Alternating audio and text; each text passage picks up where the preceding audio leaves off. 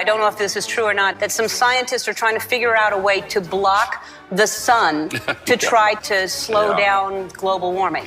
Yeah, it's a measure of the feeling of desperation that some of them feel. Are they really thinking they could do that? Well, some of them are seriously proposing, and I think it's completely nuts. Yeah. You put another kind of pollution, sulfur dioxide, up to orbit, cover the atmosphere. The sky won't be really blue in the way it is now anymore, but it would block out some of the sun's heat so that we wouldn't have to take the difficult steps to stop spewing all this global warming pollution into the atmosphere. And of course, there are a lot of problems with what they're proposing. You could actually spray sulfuric acid in the stratosphere 20 kilometers over our head and use that to stop the planet warming up in a kind of ugly tech fix. You can spray something into the atmosphere to change. Spray pollution into the atmosphere to stop it warming. How do you do this? You'd start with a fleet of modified business jets and say 20,000 tons of sulfuric acid into the stratosphere every year. And each year you have to put a little more. And this doesn't, in the long run, mean that you can forget about cutting emissions. We will need to rein in emissions. We'll get to it eventually. But in the meantime, we're shrouding the Earth in sulfuric acid. So people are terrified about talking about this because they're scared that it will prevent us cutting emissions. Right, and also that it's sulfuric acid. We put 50 million tons of sulfuric acid in the air now as pollution, and it kills 1 million people a year worldwide. Okay, but it'll be better if we put more in. We're talking about 1% of that. 1% more, we're just killing 10,000 more people. You can do math. What happens to the sulfuric acid after it's sprayed? Does it just stay up there? No, it rains down, but it's a tiny addition to what we're already doing. Is there any possible way this could come back to bite us in the end? It actually turns out to be an old idea. This was known since President Johnson. You ever look at those planes up there? They have contrails behind them. Maybe all those planes with the contrails, maybe they're actually spraying chemicals into the atmosphere right now and Uncle Sam isn't telling us. It seems extremely unlikely. That the United States is not telling something to its citizens? That seems extremely likely to me. Read the newspaper.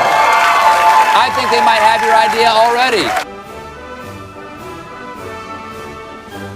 This geoengineering idea in its simplest form is basically the following. You could put fine particles, say sulfuric acid particles, sulfates, into the upper atmosphere, the stratosphere, where they'd reflect away sunlight and cool the planet. There's lots of mystery in the details, and there's some bad side effects, like it partially destroys the ozone layer, and I'll get to that in a minute, but it clearly cools down. And one other thing, it's fast. I guess the thing I haven't said about this is it is absurdly cheap. It's amazing how we can affect the planet. The one thing about this is it gives us extraordinary leverage. This improved science and engineering will, whether we like it or not, give us more and more leverage to affect the planet, to control the planet, to give us weather and climate control. Not because we plan it, not because we want it, just because science delivers it to us bit by bit. What is geoengineering? It's really two very different things. One is ways that we would alter the amount of sunlight the Earth absorbs, and so cool the planet, partly offsetting the effects of carbon in the atmosphere, and that's called solar radiation management, or in some technocratic way, SRM. And the other one is to take carbon out of the atmosphere, so-called carbon dioxide removal. Before we get on to solar radiation management, let me ask you about the carbon dioxide removal. A Royal Society report here in the United Kingdom back in 2009 said that no method of carbon dioxide removal has yet been demonstrated to be effective at an affordable cost with acceptable environmental impacts, and they only work to reduce temperatures over very long timescales. I think that's exactly right, and I can say that both as an author of that report and as somebody running a startup company trying to capture CO2 from the air. Before we get into the pros and cons of it, how solar radiation management might work. Conceptually, it's simple. The doing it is not the hard part, but you could use aircraft or other methods to deliver literally tons or millions of tons of very small reflective aerosols, tiny particles, say, to the upper atmosphere. Spraying them out at a high altitude. Correct. Isn't one of the problems with the climate and studying the climate is that it's incredibly difficult to know exactly how it works. It is very difficult to model. Sure, it's impossible to know exactly, but you can still learn a lot. So we actually ran a survey almost a year ago now that took data, high quality data from 1,000 people in the UK, Canada, and the US to try and understand public support for research on these technologies and what kind of political leanings influence people's decision to be for or against. And in fact, we found pretty broad support for research. But that particular opinion survey that you're talking about, it also came up with the finding that 64% of subjects agree that humans should not be manipulating nature in the way suggested by solar radiation management. Exactly. Well, that would suggest that there isn't particularly broad support at the moment for the theory behind this. There's not broad support for doing it, and I think that's quite a healthy thing. I mean, I'm one of the people who, maybe starting 20 years ago, most helped to open the door to get public conversation going on this thing. How do you think, in that case, the public can be convinced, given that there is, as we saw with this project in Britain, tremendous skepticism even about research at what you say is a very, very benign level? Public opinion will evolve over a long time, and from my point of view, the goal is to try and make that public opinion be able to be shaped by facts as well as possible, and also shaped by people's values. It's not to promote this. So actually, well, it is in part to promote this. I mean, you're a great enthusiast for this, and as you said, you have your own private company, which is...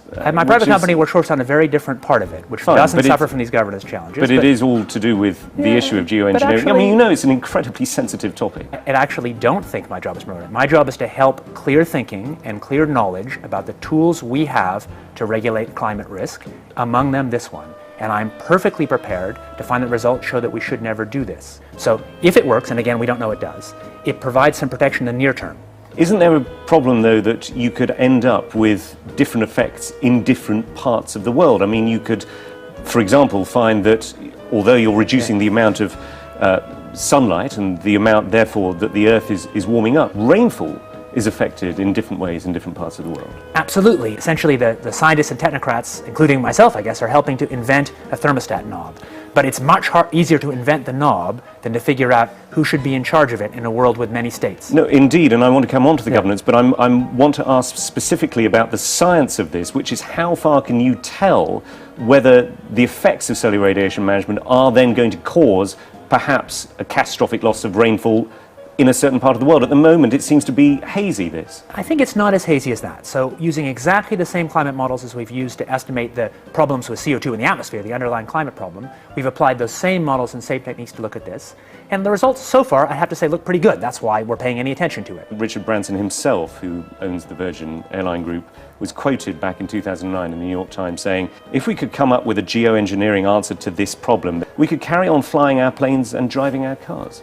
Is going to cost a lot of money. And yet I mean, let's be clear here, you and your company are after Branson's money. The cheapest thing to do is to use the atmosphere as a waste dump. And if we want to stop doing that, we must have laws that restrict the ability to use the atmosphere as a waste dump.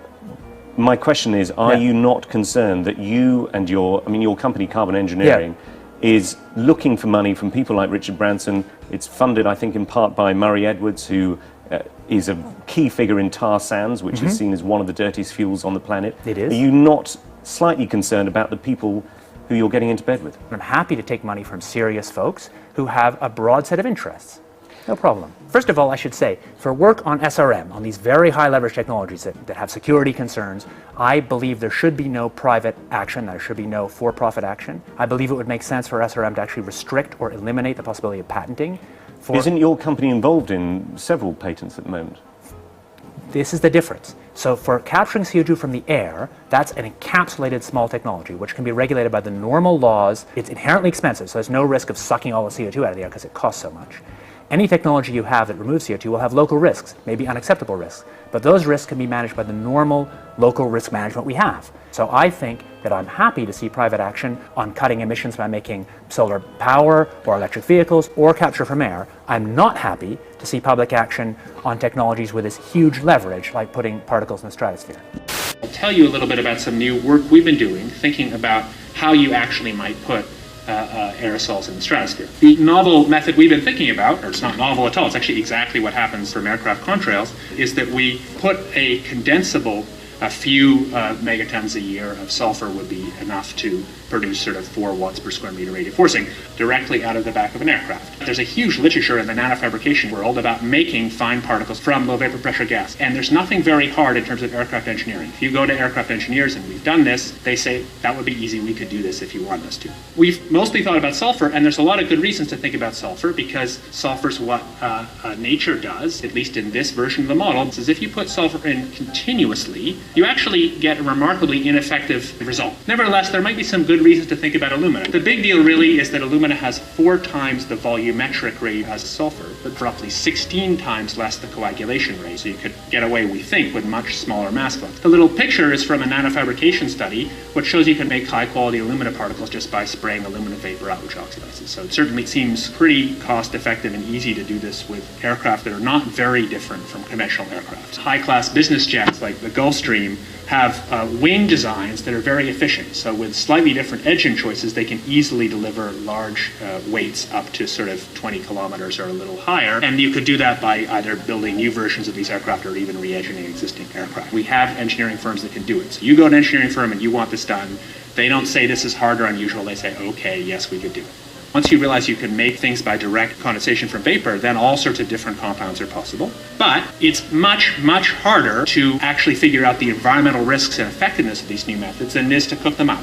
Aerosol geoengineering looks like it is so cheap that the cost is basically not going to be an issue. That means that implementation decisions will be risk-to-risk decisions. So the key factors are this is fast, it's cheap, and it's inherently imperfect. It cannot compensate for the amount of CO2 in the air. On a commercial basis, I do absolutely no proprietary commercial work on solar radiation management because I think such work would be wrong.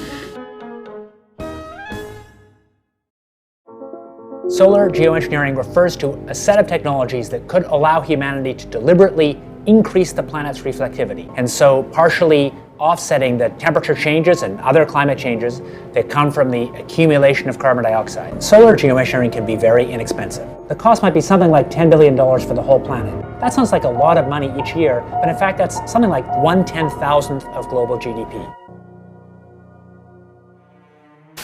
This next story is so unbelievable, we didn't think it could possibly be true. But after receiving thousands of records and declassified reports from the Army, it's confirmed that during the Cold War, the United States military conducted secret tests on unsuspecting people in the city of St. Louis.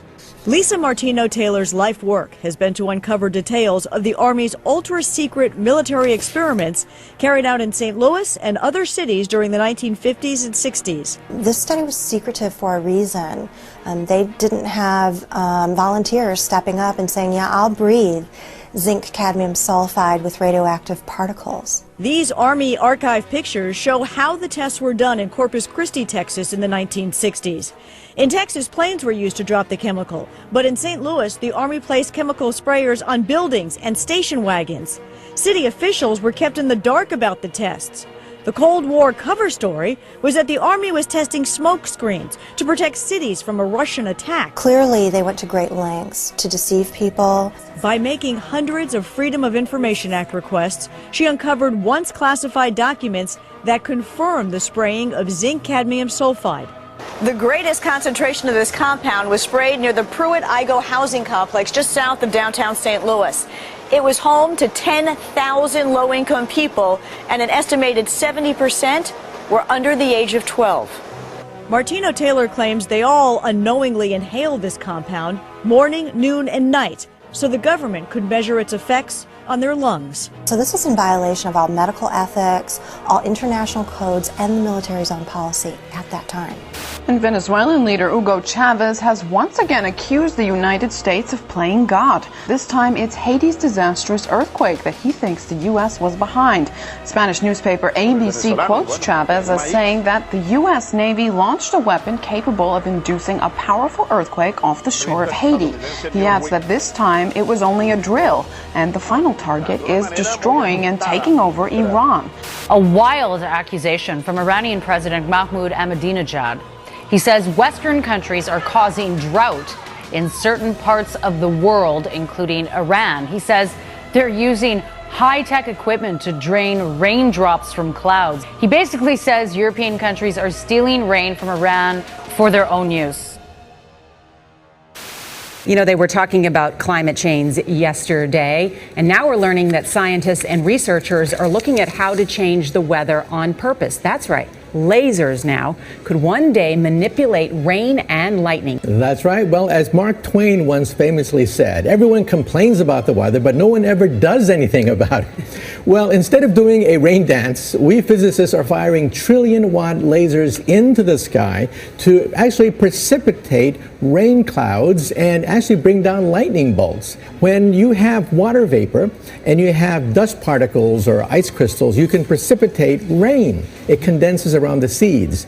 These seeds can also be created by laser beams. By firing trillion-watt lasers, you rip apart the electrons, creating what are called ions, bringing down rain and even lightning. I remember reading the stories that China had used this during the Olympics, that the USSR had used this after Chernobyl to create rain clouds. I mean, did those really work then? We have some of these capabilities now? Inconclusive. Even in the 60s, the CIA used this to bring down monsoons during the Vietnam War. Governments have been playing with this thing. Alleged to. Alleged to, right. Yeah. Now, we realize that for decades now, these governments have been alleged to have experimented with weather control, but nothing conclusive. We're actually using trillion-watt lasers now. They precipitate rain out of water vapor. Sure enough, you can actually bring down electricity down the beam. The bad news is, if it's a clear blue sky, it's not going to do anything at all, because it only takes water vapor that's already in the air and condenses it. However, you name it, outdoor events and agriculture and flooding and even hurricanes, all of them could be subject to weather modification. Terrorists no longer the CIA's only priority. The U.S. intel agency now investing in weather? Well, they're looking into something called climate engineering or geoengineering, which is a way to manipulate the climate to mitigate the effects of global warming. And they think that maybe this might pose a national security threat in the form of exacerbating water shortages or causing more regional instability in places like Darfur or in India-Pakistan region, in the Kashmir region. So they want to find ways of mitigating climate change, and they're investigating, are there possible ways of doing that? Okay. Scientists have been researching this have been thinking about this for quite some time. There are two general ways of engineering the climate. One is called solar radiation management, which is putting particles into the atmosphere. So like if you think of a volcano explodes and it releases particles and that cools down the planet. So that's one way. You can put a balloon up in the atmosphere and spray particles. And then another way would be to possibly bring down carbon dioxide out of the atmosphere in a process called carbon capture and storage. They're basically funding research by the National Academy of Sciences. Okay, so the CIA is not trying to control the weather. We've tried that before and it doesn't really work, but they're trying to impact climate change. They want to have a lot of tools in the arsenal in case climate change is as bad as some scientists believe it is. They want to have a way of mitigating it. You told one of our producers at this point it's pretty doubtful this is a viable terror threat right now. I don't see I don't see the CIA. Yeah, I don't think that it's going to be an immediate threat. It's definitely something that's going to be a long-term, decades down the line sort of thing. Well, there you go. Another example is the array of technologies, often referred to collectively as geoengineering. One that has gained my personal attention is stratospheric aerosol injection, or SAI, a method of seeding the stratosphere with particles that can help reflect the sun's heat in much the same way that volcanic eruptions do. An SAI program could limit global temperature increases, reducing some risks associated with higher temperatures and providing the world economy additional time to transition from fossil fuels. This process is also relatively inexpensive. The National Research Council estimates that a fully deployed SAI program would cost about $10 billion yearly. Now, I could go on and on and on and on about the things that fascinate me, but rather than talk about them, I thought I'd stop here. Yeah, thank you, Senator. The Air Force has gotten great value out of HAARP in the past. We took it over from the Navy and managed it and actually did a number of experiment campaigns up there and have finished our work that we're interested in doing up there. We've moving on to other ways of managing the ionosphere, which the HAARP was really designed to do, was to inject energy into the ionosphere, be able to actually control it. But that work has been completed. The Air Force has maintained the site for other government agencies to use for several years now. And with DARPA completing their project, that's our last government customer that we have in the site. We have put out a call for other agencies that had interest in managing the site or taking it over, and including going out to academia.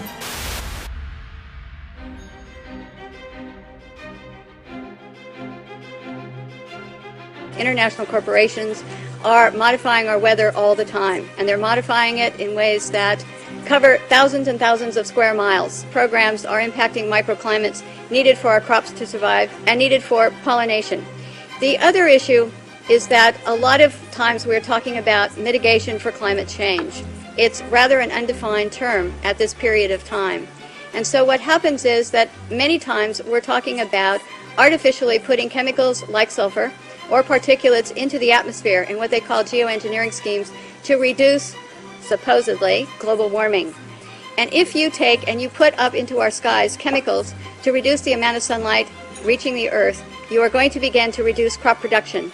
Without the process of photosynthesis, whereby plants from direct sunlight gain the energy to grow, to produce crops, we are going to find ourselves, if we mitigate in that direction, impacting the crop production not only here in the United States, but worldwide. What you're seeing now, a lot of times many scientists know, especially at NASA and in other areas, that the skies that we're seeing are not normal cloud formations. These are man-made. In California, the State Department of Health drinking water tests were examined between 1970 and this year, and we found unusual spiking in barium, aluminum, strontium, manganese, and all of these spiked at the same time in various drinking water supplies across the state of California and also in Arizona. So what's happening with these atmospheric tests is that aluminum, as one example, gets into the root systems of our trees, and it looks like the trees are dying of drought, but they're not. Many of our forests in Redding, California and other areas are dying from warmer temperatures produced by persistent jet contrails, also impacting tree health and crop health. They know from scientific studies back in the 1970s that they deplete beneficial ozone in the atmosphere by releasing nitric acid. The death dumps, otherwise known as chemical trails, are being dropped and sprayed throughout the United States, in England, Scotland, Ireland, Northern Europe, and I have personally seen them not only in the United States, but in Mexico and Canada. Birds are dying around the world. Fish are dying by the hundreds of thousands around the world. This is genocide. This is poison. This is murder by the United Nations.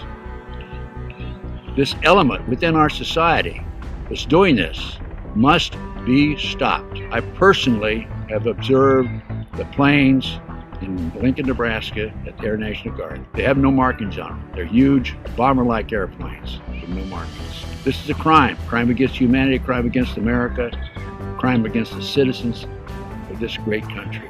What is wrong with Congress? This has an effect on their population and their people and their friends and their relatives and themselves. What's wrong with the pilots who are flying these airplanes? They're dumping this crap, this poison, on their own families. Somebody in Congress has to step forward and stop it now. Thank you. I'm Ted Gunderson. I conducted air sampling, I conducted soil sampling, and I was getting high levels of these contaminants. When I started asking the question again under a new commander, I never in my life thought I would have somebody look me in the face and tell me, "Is there something wrong with you? You've been looking really depressed lately. You know I can put you under mental evaluation for up to 120 days. Who would take care of your daughter?" Because I was divorced at the time. As soon as I heard that, I knew. It validated everything I ever thought. And I thought, I've spent 9 years of my life trying to protect human health, and here we are, violating law after law after law. Just sitting here, instead of protecting the people, we are poisoning the people. And you ask yourself, if this is true and we are spraying the people, where are the pilots? Where are the people? I don't know if you pay attention, but look at Snowden. Look at Manning. People don't come forward because these supposed Whistleblower Act protections that you have are not enforced, they're not supported, and they really don't exist. Geoengineering is occurring, it's been occurring, it is not new, and your tax dollars are funding this. So it is unethical every day for all the other people that are out there that work in preventive health, or even physicians that aren't speaking about this. They need to. The biggest hurdle that we have is disinformation sites. I never say them, but I'm going to today, so that you know if anyone ever gives these to you as a reference to debunk you, it's Metabunk and Contrail Science. Those are two websites that are ran by a government shill named Mick West. He is a computer gaming programmer who tries to tell you about persistent contrails. So somebody who isn't even credentialed in chemistry or physics or ecology, none of that, is trying to tell you that you're crazy. You have to understand that I have met people who used to be purposeful disinformation trolls, as we call them. These people are paid to get you on board to believe a website or an article. So I just want everyone to know and understand that of all things, of all the freedoms that we are losing, geoengineering is the #1 issue that we are facing. Because you can have guns and money and you can have everything. If you don't have food and water and you are dying of respiratory or neurological illnesses, what does it matter? So you've heard about vaccines and you'll hear, about smart meters and you'll hear about other issues. These are all systemic effects. We are getting overexposed to toxins. People will tell you fluoride's in the water, but it's not a lot. It is a lot because you're getting it everywhere in your food, water that you drink, and you're getting it in your vaccines. Our bodies cannot metabolize these toxins. There's the debate. Is it a condensation trail or a chemical trail, something with an additive in it? And I couldn't fight the chemical trail issue for a long time. Give me a reason. Give me a motive.